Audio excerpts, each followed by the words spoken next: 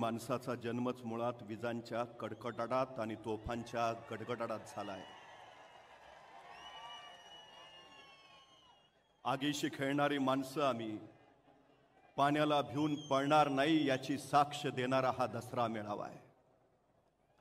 महाराष्ट्राचं कुलदैवत छत्रपती शिवाजी महाराज, वंदनीय हिंदुहृदय सम्राट शिवसेना प्रमुख बाळासाहेब ठाकरे, आदरणीय पक्षप्रमुख उद्धवजी ठाकरे, युवासेना प्रमुख आदित्यजी ठाकरे, मंचावर उपस्थित शिवसेनेचे सर्व नेते उपनेते आणि गेली 58 वर्ष शिवसेनेसाठी प्रत्यक्ष आपलं योगदान देणारे तमाम शिवसैनिक। महाराष्ट्र मराठी मानांचा मावळ मातीचा महाराष्ट्र, भक्तीच्या ऐलतिराचा शक्तीच्या पैलतिराचा महाराष्ट्र, माती धुमसणाऱ्या तेजोमय रक्तीला कुमकुम करंडकाचा महाराष्ट्र, गरजा महाराष्ट्र माझा मनत स्वाभिमानी मराठ्यांचा अभिमान, ज्वलंतानी जिवंत ठेवणाऱ्या जगदंबा पोत उरात गुण घोंगावणाऱ्या वादळाचा माझ्या शिवरायांचा महाराष्ट्र। पण हाच महाराष्ट्र लुटण्याची, मुंबई काबीज करण्याची, महाराष्ट्राला खिळखिळ करण्याची दिवा स्वप्न अनेकांनी बघितली। आताही ती दिवा स्वप्न पाहिली जात आहेत, पण त्यांना माहिती आहे यांच्या पुढे ढाल म्हणून उभा आहे ती शिवसेना। आणि यांना कळून चुकलं, जोपर्यंत शिवसेना नावाचा अडथळा दूर करत नाही, जोपर्यंत उद्धवजी ठाकरे यांना मुख्यमंत्री पदावरून बाजूला सारत नाही, तोपर्यंत आपले मनसुबे पूर्णत्वाला जाणार नाहीत। आणि म्हणूनच त्यांनी डाव आखला, डाव साधला। दिल्ली पुढे मुजरे करणारे हुजरे इथं तयार झाले आणि शिवसेना फोडली गेली।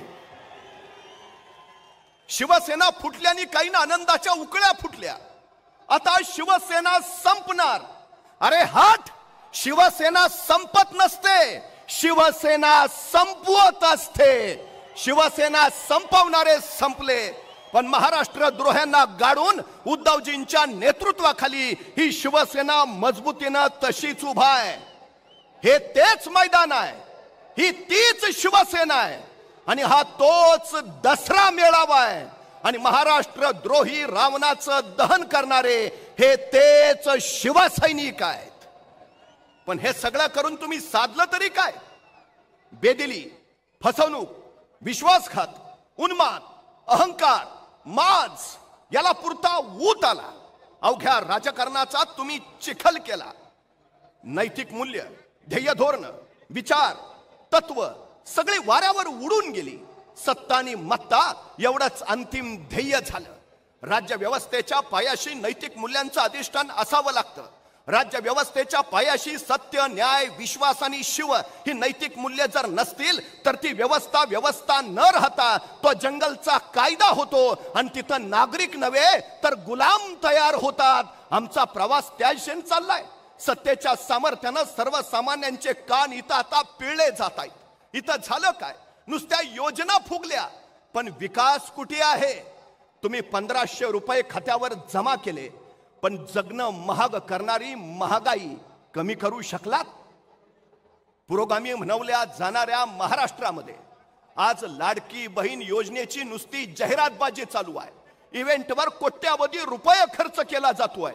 हा जाहिरातबाजीचा खर्च जर वाचवला असता तर लाडक्या बहिणींना 1500 नव्हे 3000 रुपये देता आले असते। पण तुमचा देण्यावर नव्हे दाखवण्यावर भर आहे, हे सिद्ध झालं। महाराष्ट्रात 83 लाख मुली शिक्षण प्रवाहाच्या बाहेर फेकल्या गेल्या, पण यांना त्यांचं काही नाही। खरं तर NCRBच्या अहवालानुसार गेल्या वर्षात तब्बल 47,000 महिला अत्याचाराचे गुन्हे दाखल झाले। बदलापूर, बोपदेव घाट, नागपूर, कोल्हापूर, नवी मुंबई वृत्तपत्रात रोज महिला अत्याचाराच्या बातम्या। जगातला पहिला सर्जिकल स्ट्राईक छत्रपती शिवाजी महाराजांनी केला। शाहिस्ताखानाची बोटं छाटली आणि वाऱ्यासारखे आलेले महाराज तीरासारखे निघाले। काही वेळानंतर लाल महालातला गोंधळ संपला आणि शाहिस्ताखानाची बेगम धावत शाहिस्ताखानाकडे आली। हुजूर, हमारी बेटी गायब है, हमारी बेटी गायब है। आणि त्यावेळी शाहिस्ताखान तिला म्हणाला, शिवाजी राजांची माणसं आपल्या पोरीला पळवणार नाहीतच, पण जर चुकून तसं काही घडलं असेल तर बेफिक्र रहा, शिवाजी राजे पोटच्या लेकीसारखीच तिची काळजी घेतील. हे महाराष्ट्राचं चारित्र्य आहे. पण सत्ताधारी आमदार आणि मंत्रीच महिलांबद्दल अपशब्द उच्चारत असतील तर या सरकारकडून अपेक्षा तरी काय बाळगायच्या, हा सगळ्यात महत्वाचा प्रश्न आहे. गेल्या काही वर्षात महाराष्ट्रातल्या तब्बल 25,000हून अधिक महिला आणि मुली गायब झाल्या.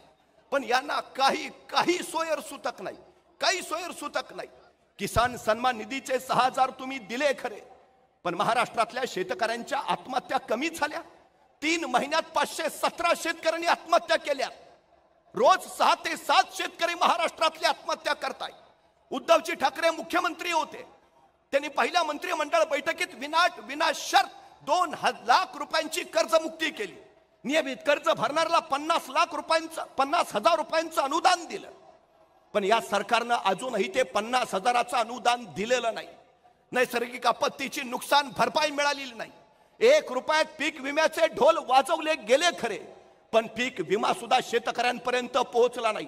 परवा एका शेतकऱ्यानं जिल्हा पोलीस अधीक्षकांकडे अर्ज केला, मला पीक विम्याचे पैसे मिळालेत, ते पैसे घरी न्यायला मला पोलीस संरक्षण हवंय. त्या पोलीस अधीक्षकानं आश्चर्याने विचारलं, किती पैसे मिळालेत? आणि तो शेतकरी म्हणाला, 27 रुपये. आमच्या शेतकऱ्यांची या सरकारनं अक्षरशः चेष्टा चालवली आहे. ही सगळ्यात मोठी वस्तुस्थिती आहे. इथल्या तरुणांचं काय आहे आज परिस्थिती? काय आहे इथली? महाराष्ट्रात 42% तरुण पूर्ण बेरोजगार आहेत. परवा पोलीस भरती निघाली, जागा 6,000, अर्ज झाले 7 लाख. 3 विभागाच्या भरत्या निघाल्या, जागा 23,000, अर्ज झाले 35 लाख. एक तरुण एका चौकात उभा राहून तावानं सांगत होता, हे सरकारनं महागाई वाढवली, या सरकारनं बेरोजगारी आणली, हे सरकार काही कामाचं नाही, हे सरकार बिनकामाचं. बघता बघता पोलीस आले, त्या तरुणाला धरून नेलं. आणि त्या तरुणानं पोलीस स्टेशन मध्ये गेल्यावर विचारलं, मला इथं का धरून आणलंय? तसे ते पोलीस म्हणाले, तुम्ही सरकारच्या विरोधात बोलताय. तसा तो तरुण म्हटला, अहो मी आपल्या सरकारबद्दल बोलत नव्हतो, मी पाकिस्तान सरकारबद्दल बोलत होतो. तसे ते पोलीस इन्स्पेक्टर म्हटले, आम्ही काय तुला वेडे वाटलो का? आम्हाला माहित नाही का कुठलं सरकार बिनकामाचं आहे ते? आज सगळ्यांची परिस्थिती आहे, सगळ्यांना जे झालंय ते माहिती आहे. पण आज नेमकी परिस्थिती काय, कुठल्या दिशेने आम्ही चाललो आहे, याचा विचार आम्ही प्रामुख्याने करायला हवा. उद्धवजी ठाकरे मुख्यमंत्री होते, महाराष्ट्रातला एकही उद्योग गुजरातला गेला नाही. पण आता रोज एक उद्योग गुजरातला निघालाय. तुम्ही महाराष्ट्र सरकार चालवताय का गुजरात साठी सरकार चालवताय? हा सगळ्यात मोठा प्रश्न इथल्या जनतेच्या पुढे आहे. आमच्या पोरांच्या हाताला काम नाही, पोरं बेकार म्हणून फिरतायत महाराष्ट्रात. आज महाराष्ट्रावर 7,82,000 कोटीचं कर्ज आहे. 56,000 कोटी नुसतं व्याज भरतोय. हे सरकार जाईल त्यावेळी महाराष्ट्रावर 9.25 लाख कोटीचं कर्ज करून जाईल.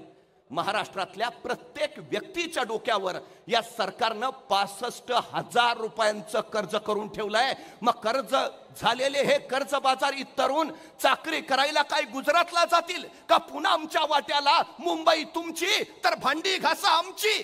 अरे यासाठी 105 हुतात्म्यांनी बलिदान देऊन संयुक्त महाराष्ट्र मिळवला का? पण या सरकारनं हा महाराष्ट्र भावनिक दृष्ट्या आणि सामाजिक दृष्ट्या संयुक्त ठेवलाय कुठं? जातीत भांडणं लावली, धर्मात भांडणं लावली. तुम्ही टिकणारा मराठा आरक्षण देणार होता, काय झालं त्याचं? काय झालं धनगर आरक्षणाचं? काय झालं आदिवासी ओबीसींच्या प्रश्नाचं? हा सगळ्यात महत्वाचा प्रश्न आहे तो आहे. महाराष्ट्र छत्रपती शिवाजी महाराजांचा 18 पगड जातीचा एकसंघ महाराष्ट्र यांनी अक्षरशः तुकड्यात विभागून ठेवलाय.